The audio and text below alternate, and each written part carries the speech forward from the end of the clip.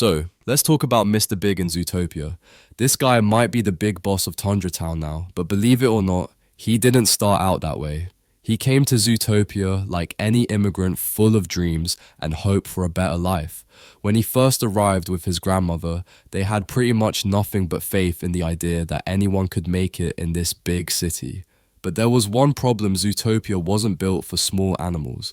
Mr. Big and his grandma, being tiny Arctic shrews, couldn't get around safely with all the massive animals roaming the streets.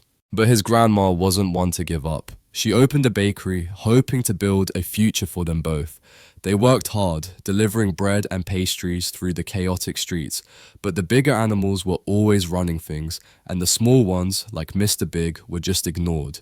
That's when the harsh reality of Zootopia hit. It wasn't exactly the city of dreams they thought it was. Things got worse when a ruthless Rhino Crime Boss took over their neighborhood, demanding protection money from small businesses. When Mr. Big saw his grandma's savings stolen and their bakery destroyed, that was the moment everything changed for him. It lit a fire in him, and he realized he wasn't going to make it if he stayed powerless. He couldn't just fight a massive rhino on his own, so he started making friends, allies, and working on a plan. One of his first friends was a young polar bear he helped out with an ice cream cone.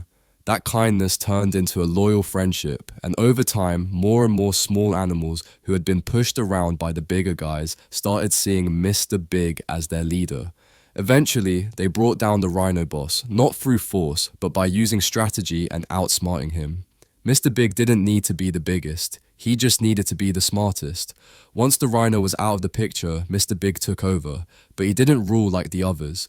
He wanted to maintain order, not just run a criminal empire. He offered protection to the small businesses, helped keep the peace, and even expanded into businesses like Tundratown limousine service.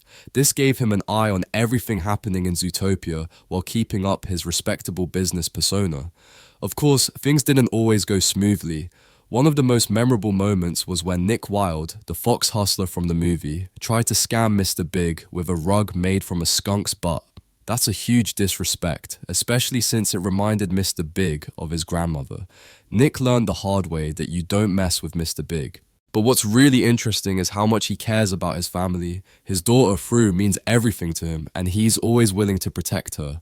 In fact, he even made Judy Hopps the godmother of his future granddaughter after she saved Shrew, showing that while he's tough, he's not all bad.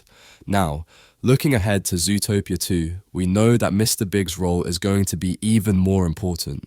With Judy and Nick working as detectives, new threats will challenge the balance of power in Zootopia. Could a rival crime boss try to take over Big's territory, or will he end up working with Judy and Nick to keep the city in check? Maybe his daughter will take on a bigger role and change how Big sees things. Whatever happens, one thing's for sure: you don't want to mess with Mr. Big. He's come a long way, and his story is far from over. What do you think is next for Mr. Big in Zootopia 2? Do you think he'll stay the powerful crime boss, or will he team up with Judy and Nick? Drop your thoughts in the comments. I'd love to hear what you think.